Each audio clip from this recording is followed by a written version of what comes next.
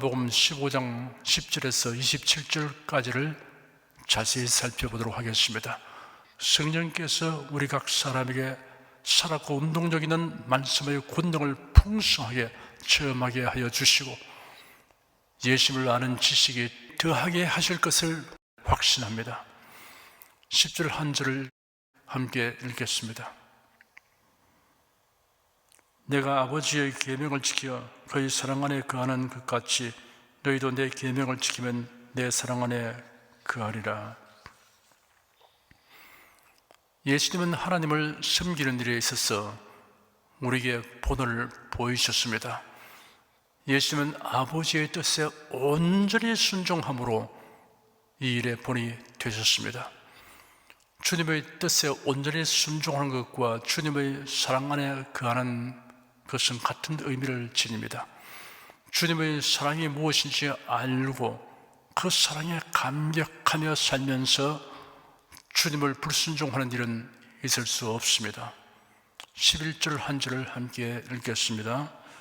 내가 이것을 너희에게 이르면 내 기쁨이 너희 안에 있어 너희 기쁨을 충만하게 하려 함이니라. 예수께서 포도나무와 가지의 비유를 길게 설명하신 이유는 그 비유가 자신에게 적용되는 것을 아는 사람에게 기쁨이 충만하도록 하려는 것이라고 말씀하셨습니다. 예수님과 연합되어서 내가 예수님 안에 살고 예수님은 내 안에 살아 계신다는 이 놀라운 사실을 깨닫게 되면 신령한 기쁨이 가득 차게 됩니다. 이 기쁨을 가리켜 예수께서 내 기쁨이라고 말씀하셨습니다. 이런 기쁨은 세상이 주는 기쁨과 차원이 다릅니다. 세상이 주는 기쁨은 영속적인 것이 아닙니다. 잔치 후에 쓰레기가 생기듯 환락 끝에는 슬픔 후에 허무 같은 쓰레기가 생깁니다. 예수님으로 말미암는 기쁨은 영구한 것이며 그 기쁨은 한층 더 깊이를 더하는 기쁨으로 나아가게 합니다. 한평생 이런 기쁨을 알지 못하고 사는 사람은 실로 가련한 사람입니다. 12절에서 15절까지 함께 읽겠습니다. 내 계명은 곧 내가 너희를 사랑한 것 같이 너희도 서로 사랑하라 하는 이것이니라. 사람이 친구를 위하여 자기 목숨을 버리면 이에서 더 큰 사랑이 없나니 너희가 나의 명하는 대로 행하면 곧 나의 친구라. 이제부터는 너희를 종이라 하지 아니하리니 종은 주인의 하는 것을 알지 못함이라. 너희를 친구라 하였노니 내가 내 아버지께 들은 것을 다 너에게 알게 하였음이니라. 내가 너희를 사랑한 것 같이 너희도 서로 사랑하라 하셨습니다. 예수께서 우리를 사랑하신 그 사랑을 체험한 깊이만큼 서로 사랑할 수 있게 됩니다. 그러므로 그래도 안에 있는 사람이 다른 사람을 향하여 나타내는 사랑을 보면 그 사람을 예수님의 사랑에 대한 체험의 깊이를 헤아릴 수 있습니다. 여러분에게 사랑이 부족하거나 식어지거든 여러분에게 베푸신 그리스도의 사랑을 깊이 묵상하고 찬송하십시오. 그래야 마치 충전지에 전기를 축전하듯이 여러분의 심령이 그리스도의 사랑으로 충만하게 하십시오. 이렇게 하는 것이 가장 훌륭한 해결책입니다. 너희가 나의 명하는 대로 행하면 곧 나의 친구라. 이제부터는 너희를 친구라 하였노니 하였습니다. 예수는 주님의 말씀에 순종하는 자들을 친구라고 부르셨습니다. 여기서 주님과 우리의 관계를 형용하는 여러 호칭에 대하여 그릇된 오해를 하지 않도록 부연 설명을 하여 드리겠습니다. 그 무엇에 대한 선입관념이나 주관이 너무 강하면 그것이 비성경적인 것임이 알려져도 고치려 하지 않는 경향이 있습니다. 바람직하지 않습니다. 폐단입니다.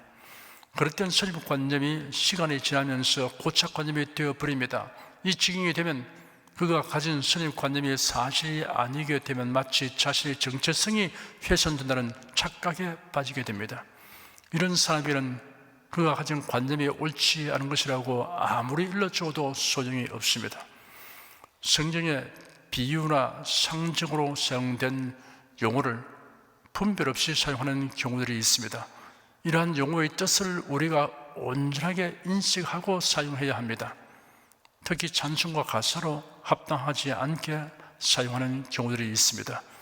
예수님을 신랑 혹은 남편으로 비유하고 상징으로 형용한 구절들이 성경에 있습니다.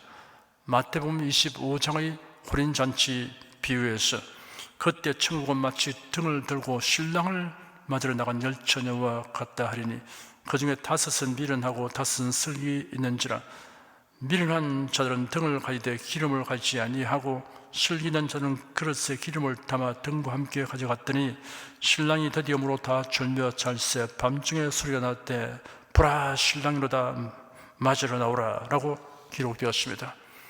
요한계시록 19장에는 우리가 즐거워하고 크게 기뻐하여 그에게 영광을 돌리세 어린 양의 혼인 기약이 이르렀고 그 아내가 예비하였으니 그에게 허락하사 빛나고 깨끗한 성화포를 입게 하소서인즉 이 성화포는 성도들의 옳은 행실이로다 하더라.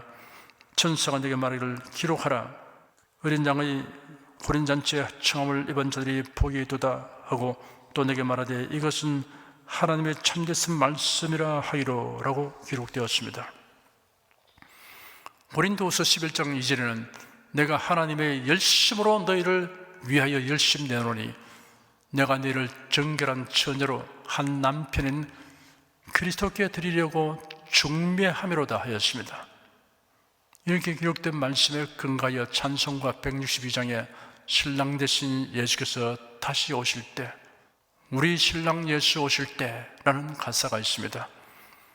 예수님과 성도들의 관계는 지극히 놀랍고 신비하여 제대로 다 설명할 수 없습니다. 그러므로 사람들의 경험과 이해 수준을 감안하여 혼인잔치, 신랑, 신부, 남편, 아내의 관계로 설명하는 것입니다. 마치 천국의 실상이나 부활한 몸의 실상을 현재로서는 우리가 충분히 인식할 수 없음과 같습니다. 그러므로 찬송과 가사로서 그같이 부르더라도 비유와 상징임을 감안하고 그 안에 함축된 신령한 의미를 음미하면서 불러야 합니다. 만일 여러분께서 나의 남편이신 예수님, 나의 신랑이신 예수님이라는 호칭으로 기도하거나 다른 사람에게 예수님을 소개한다면 난센스가 될 것입니다. 정상이 아닌 사람으로 여김받을 것입니다. 예수님 제자들 중에 어느 누구도 예수님을 남편 혹은 신랑이라는 호칭으로 부른 적이 없습니다. 마태복음 12장에 기록되기를 예수께서 무리에게 말씀하실 때 그 모친과 동생들이 예수께 말하려고 밖에 섰더니 한 사람이 예수께 쩌되 보소서 당신의 모친과 동생들이 당신께 말하려고 밖에 섰나이다 하니 말하던 사람에게 대답하여 가라사대 누가 내 모친이여 내 동생들이냐 하시고 손을 내밀어 제 아들을 가리켜 가라사대 나의 모친과 나의 동생들을 보라 누구든지 하늘에 계신 내 아버지의 뜻대로 하는 자가 내 형제요 자매요 모친이라 하였습니다. 로마서 8장 29절에는 하나님이 미리 아신 자들로 또한 그 아들의 형상을 본받게 하기 위하여 미리 정하셨으니 이는 그로 많은 형제 중에서 맏아들이 되게 하려 하심이라 하였습니다. 히브리서 1장 6절에는 또 맏아들을 이끌어 세상에 다시 들어오게 하실 때 하나님의 모든 천사가 저에게 경배할지어다 말씀하시며 라고 기록되었습니다. 예수님은 하나님과 특별한 관계이실 뿐 아니라 또한 모든 창조물의 어뜸과 그리스도의 몸된 교회의 머리가 되시며 죽음에 대한 승리자로서 새 생명의 선구자이심을 나타내는 표현입니다. 우리가 예수님을 장남 혹은 형님 이란 칭호로 부르도록 하신 것이 아닙니다. 예수님 제자들 중에 어느 누구도 그렇게 부른 적이 없습니다. 하나님께서 아브라함을 벗이라고 칭하셨습니다. 이사야 41장 8절에 기록되기를 나의 택한 야곱아 나의 벗 아브라함의 자손아 라고 하였습니다. 야고보서 2장 23절에는 이에 경에 이른바 아브라함이 하나님을 믿으니 이것을 의로 여기시다는 말씀이 응하였고 그런 하나님의 벗이라 칭을 받은 날이라고 기록되었습니다. 출애굽기 33장 11절에는 사람이 그 친구와 이야기함 같이 여호와께서는 모세와 대면하여 말씀하시며 라고도 기록되었습니다. 예수님은 제 아들을 친구라고 부르셨습니다. 누가복음 12장 4절에는 내가 내 친구 너희에게 말하노니 몸을 죽이고 그 후에는 능히 더 못하는 자들을 두려워하지 말라고 말씀하셨습니다. 오늘 본문의 14절에는 너희가 나의 명하는 대로 행하면 곧 나의 친구라 하였습니다. 예수께서 가룟 유다를 향해서도 친구라고 불렀습니다. 예수께서 가라사대 친구여 네가 무엇을 하려고 왔는지 행하라 하신데 이에 저희가 나와 예수께 손을 대어 잡는지라 라고 기록되었습니다. 하나님이 아브라함을 벗 혹은 친구라고 부르시다고 하여 아브라함이 하나님을 향하여 나의 벗 여호와 나의 친구 하나님이라고는 부르지 않았습니다. 야곱은 말하기를 아브라함의 하나님 곧 이삭의 경외하는 이라고 하였습니다. 그들은 자신이 경외하는 하나님이라는 생각이 투철하였던 것입니다. 예수의 제자들 중에 그 누구도 단 한 번이라도 예수님에 대하여 나의 친구라는 호칭을 사용한 적이 없습니다. 나의 주님, 나의 하나님, 우리 구주라고 불렀습니다. 주님께서 우리를 벗 또는 친구라고 다정하게 불러주시냐고 하여 우리도 그런 칭호로 부르라고 하신 것이 아닙니다. 그 의미를 여러분은 충분히 이해할 것입니다. 그래서 우리가 찬송가에 예수님에 대하여 친구라고 호칭하는 가사를 바꾸어 부르는 것입니다. 86장에 미쁘신 나의 좋은 친구를 주 하나님으로, 나의 사모하는 친구를 주님으로 고쳐 부릅니다. 88장에 친구가 되시는 을 구주로, 나 외로울 때 좋은 친구라를 함께 하시네로 고쳐 부릅니다. 93장에 예수는 나의 힘이요 내 친구 되시니를 구주로, 97장에 나의 친구를 나의 구주, 나의 주님으로, 98장에 내 친구 되신 예수님을 구주로, 친구여를 예수님으로, 483장에 주 예수를 친구로 삼아를 구주로 고쳐 부릅니다. 비유적 표현, 상징적 표현의 칭호를 그대로 가사로 옮겨 부르는 것은 합당하지 않습니다. 그 의미를 생각하면서 부를 수 있지만 고쳐 부르는 것이 더 좋습니다. 다시 본문 구절로 돌아가 봅시다. 예수께서 말씀하시기를 사람이 친구를 위하여 자기 목숨을 버리면 이에서 더 큰 사랑이 없나니 하였습니다. 사람에게 소중한 중에 소중한 것이 목숨입니다. 그 목숨을 친구를 위하여 버리는 사람은 친구를 자기의 목숨 이상으로 사랑하기 때문입니다. 사람이 친구를 위하여 자기의 목숨을 버리면 이에서 더 큰 사랑이 없나니 너희가 나의 명하는 대로 행하면 곧 나의 친구라 하였습니다. 이 말씀에 의하면 친구를 위하여 목숨을 버리는 자는 예수님을 위하여 생명을 아끼지 않는 자를 의미합니다. 수많은 순교자들이 예수를 위하여 목숨을 버렸습니다. 일순간에 목숨을 잃는 순교뿐 아니라 일생을 주님을 위하여 사는 것 역시 순교에 버금가는 일입니다. 사람의 일생은 시간으로 구성되어 있습니다. 사람의 수명은 한정되어 있습니다. 그래서 산다는 것은 시간을 소모시키는 것입니다. 시간이 곧 생명입니다. 하루를 살았다는 것은 하루만큼 생명을 사용했다는 뜻이기도 합니다. 그러므로 핍박과 환난과 유혹이 많은 세상에서 변함없이 주님을 위하여 일생을 살아가는 것이 순교에 버금가는 일이라고 할 수 있습니다. 본문의 15절에 이제부터는 너희를 종이라 하지 아니하리니 종은 주인의 하는 것을 알지 못함이라 너희를 친구라 하노니 내가 내 아버지께 들은 것을 다 너희에게 알게 하였음이니라 하였습니다. 예수님은 내 아버지께 들은 것, 곧 아버지 하나님의 계획을 제 아들에게 알게 하였다고 말씀하셨습니다. 실제로는 제 아들이 아직도 예수께서 하신 말씀을 다 이해하지 못하고 있었습니다. 구속의 진리나 부활의 은총에 대하여서도 그러했습니다. 그런데 다 알게 하였다라는 과거 시제로 말씀하신 이유가 무엇입니까? 미래의 결과를 이미 이루어진 일처럼 표현하신 것은 하나님의 영혼 안에서 말씀하시기 때문입니다. 과연 예수의 죽음과 부활과 성천을 목격하고 성령 강림을 체험한 이후에는 내가 내 아버지께 들은 것을 다 너에게 알게 하였음이라 하신 말씀대로 예수님이 그들에게 하신 말씀을 분명하게 이해하고 깨달았습니다. 그래야 제 아들은 예수님이 들려주신 말씀을 열심히 전하고 기록할 수 있던 것입니다. 16절 한 절을 함께 읽겠습니다. 너희가 나를 택한 것이 아니요 내가 너희를 택하여 세우나니 이런 너희로 가서 과실을 맺게 하고 또 너희 과실이 항상 있게 하여 내 이름으로 아버지께 무엇을 구한지 다 받게 하려 함이니라.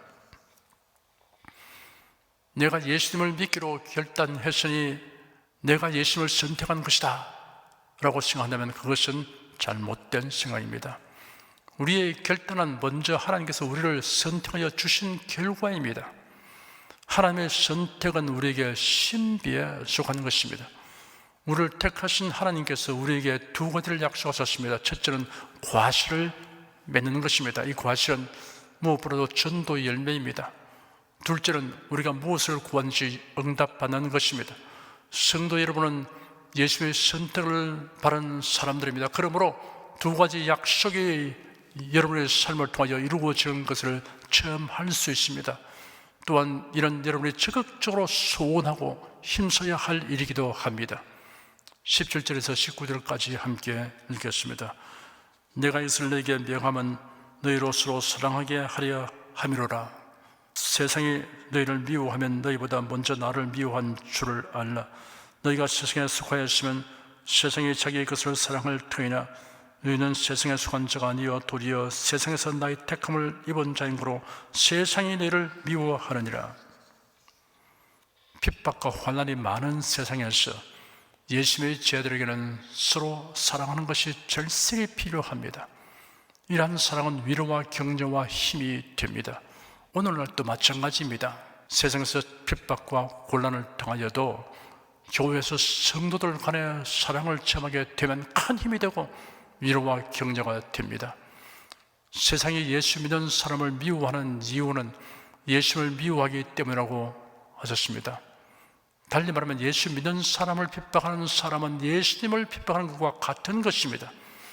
바울은 사도가 되기 이전 외국 성 다메섹에 있는 그리스도인들을 결박하여 예루살렘으로 압송하려고 할 때 다메섹 도성에서 호련히 큰 빛이 둘러 비춤으로 땅에 엎드려졌습니다.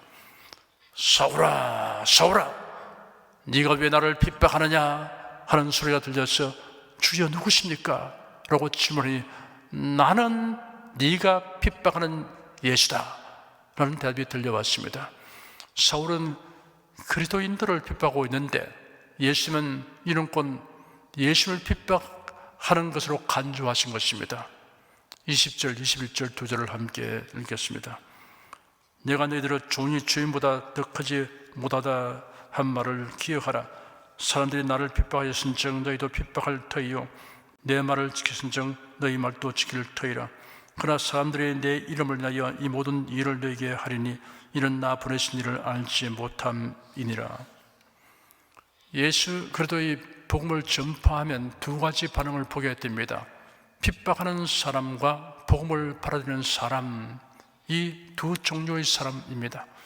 핍박하는 까닭은 예수님과 하나님의 관계를 전혀 알지 못하기 때문입니다. 22절에서 25절까지 함께 읽겠습니다. 내가 와서 저에게 말하지 아니하였다면 죄가 없었으리니와 지금은 그 죄를 핑계할 수 없느니라. 나를 미워하는 자는 또 내 아버지를 미워하느니라. 내가 아무도 못한 일을 저희 중에서 하지 아니하였다면 저희가 죄 없었으리니와 지금은 저희가 나와 및 내 아버지를 부하고 또 미워하이도다. 그러나 이런 저희 율법에 기록된 바 저희가 연고 없이 나를 미워했다 한 말을 응하게 하려 함이니라. 예수님이 죄인을 구속하시려고 세상에 오셨고 복음이 전파되기 때문에 이제는 사람이 멸망하는 이유는 하나뿐입니다. 예수를 믿지 않기 때문입니다. 예수를 믿으면 모든 죄가 사함받습니다. 예수를 미워하는 것과 하나님 아버지를 미워하는 것은 하나입니다. 예수님은 미워했을지라도 하나님 아버지를 미워한 적은 없다라고 하는 말은 성립되지 않습니다. 예수께서 하나님 아버지의 뜻을 쫓아 세상에 오셨고 아버지의 뜻을 다 말씀하셨으며 하나님께서 함께 하시지 않으시면 그 누구도 할 수 없는 일을 행하시기 때문입니다. 그러므로 유대인들이 예수를 미워하는 이유는 이유가 되지 않습니다. 핑계 없는 무덤 없다는 속담이 있습니다. 하지만 하나님의 심판대 앞에서 자신이 예수를 미워했던 이유를 무슨 핑계로 둘러대어 말한다 해도 그것은 합당한 이유가 될 수 없습니다. 예수님을 사랑하지 아니하면 예수님을 미워하는 편에 속하여 있습니다. 우리를 구원하시고 예수님을 보내신 아버지 하나님과 우리 죄를 대속하신 예수님의 그 엄청난 사랑을 거부하는 행위가 곧 하나님 아버지를 미워하고 예수님을 미워하는 행위입니다. 26절, 27절 두 절을 함께 읽겠습니다. 내가 아버지께로서 내게 보낼 보혜사 곧 아버지께로서 나오신 진리의 성령이 오실 때 그가 나를 증거하실 것이요 너희도 처음부터 나와 함께 있었으므로 증거하느니라. 내가 아버지께로서 너희에게 보낼 보혜사라는 말씀은 예수님이 아버지께 구하여 성령께서 강림하시게 되었다는 것을 의미합니다. 진리의 성령이 오실 때 그가 나를 증거하실 것이요 하였습니다. 성령님은 진리의 성령이십니다. 진리이신 예수님을 증언하십니다. 그러므로 그리스도를 증언하는 복음 전도는 성령에 의하여 행하는 일입니다. 성령님은 성도들을 통하여 예수 그리스도의 복음이 널리 전파되게 하십니다. 여러분은 모두 권능을 받고 열정과 담대함으로 복음을 전하기 위해 성령 충만하시기를 축원합니다.